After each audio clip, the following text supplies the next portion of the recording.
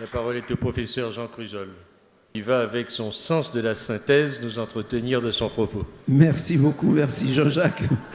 Bonjour mesdames et messieurs. Je vais vous paraître provocateur dans un premier temps. Je veux dire que nous avons beaucoup de chance d'être dans cette crise mondiale aujourd'hui. On a énormément de chance parce que d'abord ça nous donne l'occasion de nous retrouver ici nombreux. Ça nous oblige à réfléchir en profondeur sur ce que nous allons faire pour les années qui viennent.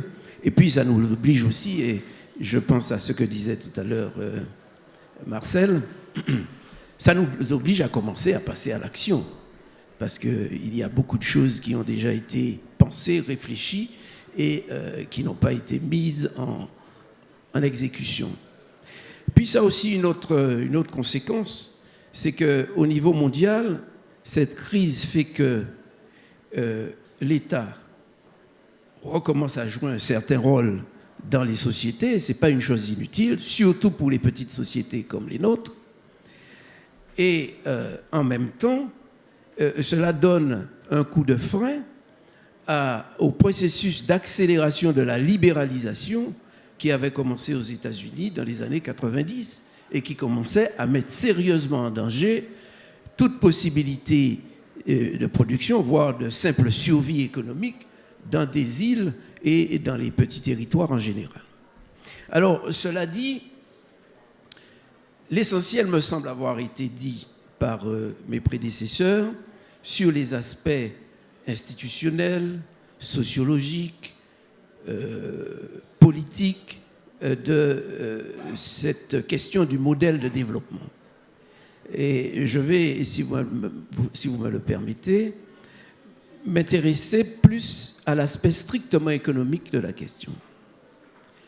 S'il est question de développer un nouveau modèle de développement, puisqu'on pose la question quel modèle de développement, il faut supposer qu'il y a un modèle traditionnel là dont il nous faut nous défaire.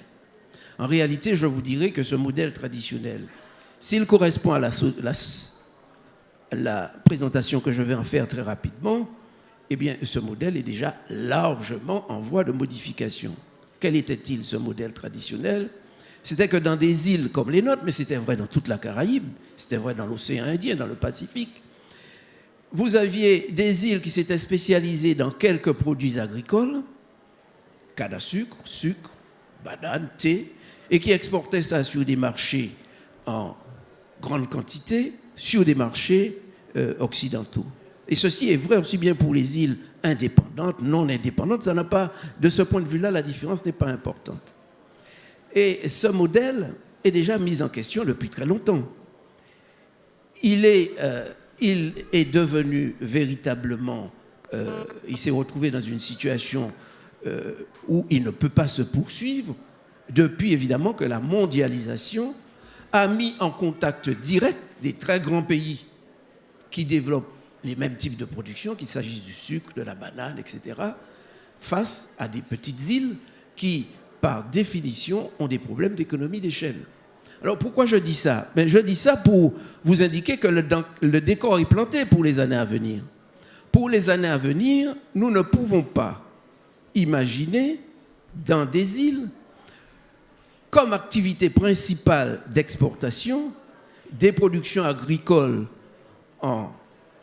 de manière massive ou même des productions industrielles de manière massive. Tout simplement parce que nous ne pouvons pas produire à des coûts aussi bas que le Brésil, que l'Inde, que la Chine, etc. Ce n'est pas possible. Donc nous devons commencer à penser en d'autres termes, et c'est en cela que le modèle qu'il s'agit d'envisager est un modèle différent. Alors, bien sûr, est-ce que cela veut dire que nous ne pouvons produire aucun produit agricole, aucun produit industriel pour l'exportation? Heureusement, la démonstration nous est déjà faite de la voie qu'il faut emprunter. À la Martinique, nos producteurs ont montré déjà que si l'on ne pouvait plus exporter de sucre, si l'on ne pouvait plus exporter de rhum en vrac, on pouvait faire de la recherche sur les caractéristiques organoleptiques du rhum martiniquais et finir au bout de 10 ans par avoir une appellation d'origine contrôlée. Ce qui nous crée une niche, autrement dit, grâce à la qualité et à la mise en place d'une niche, nous pouvons espérer rester sur le marché. D'ailleurs, la production de rhum à la Martinique s'est considérablement développée depuis que cette appellation d'origine contrôlée a été obtenue. La banane nous donne un exemple tout aussi brillant.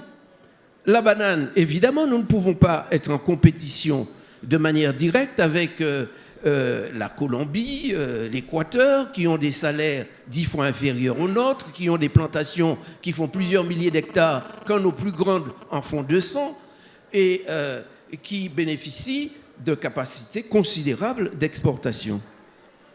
Mais les producteurs martiniquais nous ont montré qu'en ayant une stratégie intelligente, qui consiste d'abord à s'unir, ensuite à se placer directement sur le marché. Et au fond, ce n'est pas difficile parce que nous sommes français, donc nous sommes sur le marché français comme nous sommes sur le marché de la Martinique. En s'installant sur le marché et en achetant une série de mûrisseries, nous avons un contrôle du marché et nous sommes au niveau direct de la commercialisation. Ce qui nous permet, d'une part, de négocier nos prix avec ceux qui vont distribuer et d'autre part, de veiller à une stabilisation des prix du marché, y compris d'ailleurs en faisant venir d'autres origines de bananes, comme c'est le cas maintenant de la banane qui vient de République dominicaine, qui, si elle était venue sur le marché sans passer par nous, elle risquait d'être extrêmement dangereuse, puisque en République dominicaine, les coûts de production sont beaucoup plus bas qu'à la Martinique. Mais en la contrôlant et en la mettant en marché dans un cadre global et organisé, nous avons là des chances de pouvoir tenir la production. Et ajoutons à cela que cette opération utilise, cette stratégie qui vient d'être indiquée, utilise l'un des éléments les plus fondamentaux pour l'avenir dont disposent les îles qui sont des petites économies, qui ont des petites entreprises, c'est les technologies de l'information et de la communication. C'est là que se trouve la question.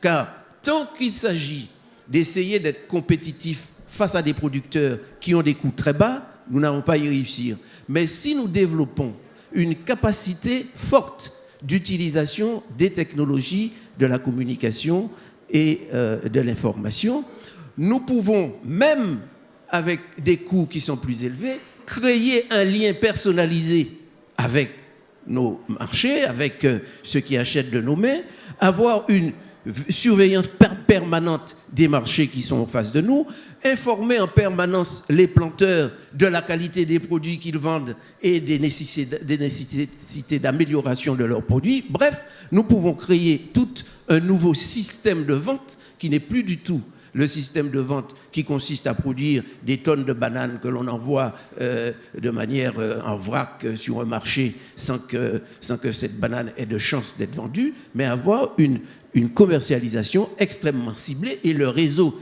qui est mis en place peut servir par la suite à introduire d'autres produits qui seront aussi là des produits de niche qui peuvent être vendus sur le marché. Alors pourquoi je vous dis tout ça? Pour vous dire qu'il y a une solution à l'exportation des produits, des biens dans les économies insulaires, mais cette solution doit être une solution intelligente et qui fait appel aux éléments les plus modernes des systèmes de communication et de commercialisation. Ceci est le premier aspect.